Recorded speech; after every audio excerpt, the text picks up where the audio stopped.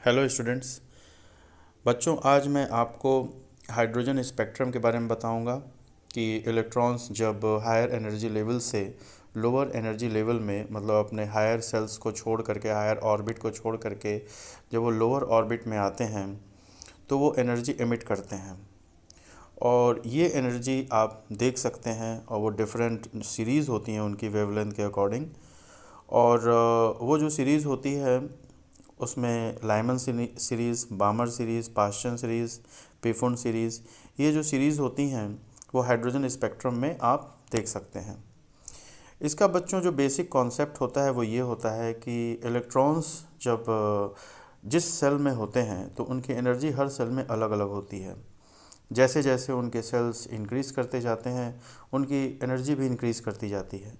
इस वजह से जब वो हायर ऑर्बिट को छोड़ करके नीचे के ऑर्बिट में आते हैं तो वो एनर्जी एमिट करते हैं, और इसी इमिशन के दौरान हमें ये सीरीज़ मिलती हैं, ये स्पेक्ट्रम हमको मिलता है। और यहाँ पे कुछ बातें और आप जान लीजिए कि वर्क फंक्शन क्या होता है, बाइंडिंग एनर्जी क्या होती है, और इलेक्ट्रॉन की जो काइनेटिक एनर्जी होती है वो क्या होती है। बच्चों, डी ब्रॉगली एक साइंटिस्ट हुए थे जिन्होंने ये बताया कि जो मैटर होता है वो जब मूव करता है हाई स्पीड में तो डुअल बिहेवियर वो शो करता है। जो मैटर होता है वो डुअल बिहेवियर शो करता है, एक पार्टिकल नेचर और एक वेव नेचर। और पार्टिकल नेचर बस ये होता है कि वो वेव जब ट्रांसमिट करती है तो वो एनर्जी पैकेट्स के फॉर्म में ट्रांसमिट करती है, और वो पार्टिकल की तरह बिहेव करते हैं जिनको फोटॉन्स कहते हैं। ये रेज़, ये एनर्जी जो ट्रांसमिट होती है वो फोटॉन्स के रूप में ट्रांसमिट होती है। ये एनर्जी पैकेट्स होते हैं जिनकी फिक्स एनर्जी होती है, जिनको वन क्वांटा हम कहते हैं। और ये एनर्जी एच न्यू जहाँ की फ्रिक्वेंसी है, एच यहाँ पे प्लैंक कांस्टेंट है, तो एक फोटॉन की जो एनर्जी होगी वो एच न्यू के बराबर होती है, या जिसे हम एच सी बाई लेमडा भी कह सकते हैं। जब न्यू की वैल्यू आप पुट करोगे सी इक्वल टू न्यू लेमडा, जैसा कि आप जानते हो, तो न्यू को आप यहाँ से रिप्लेस करेंगे तो दो फार्मूले मिल गए, एक एच न्यू और दूसरा मिल गया एच सी अपॉन लेमडा। तो ये वन क्वांटा एनर्जी होती है। एक फोटॉन की energy according to the frequency differ भी करती है, जैसी फ्रिक्वेंसी होगी उस तरीके से उस फोटॉन की एनर्जी होगी। तो फोटो इलेक्ट्रिक फिनोमिनन जब लाइट में आया तो जैसे कोई भी मेटल है उसके जब सरफेस पे फोटॉन आते हैं, फोटॉन जब उसके सरफेस पे बम्बार्डमेंट होती है फोटॉन्स की, तो अंदर के जो उस मेटल के आउटर सरफेस पे जो इलेक्ट्रॉन्स होते हैं, जो इनर बाउंड हो या आउटर बाउंड हो, तो वो अपने सेल को छोड़ते हैं। एनर्जी को एब्जॉर्ब करके, फोटॉन एनर्जी को एब्जॉर्ब करके वो अपने सेल को छोड़ते हैं और फिर मेटल के सरफेस से वो बाहर आते हैं।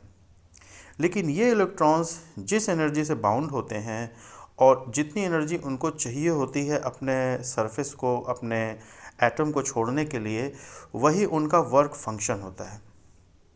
ये अपने वर्क फंक्शन को कंप्लीट कर लेने के बाद, उसको अचीव कर लेने के बाद, जिस एनर्जी से वो एमिट होते हैं वही उनकी काइनेटिक एनर्जी होती है, वही उनकी स्पीड होती है जिससे आप काइनेटिक एनर्जी निकाल सकते हो।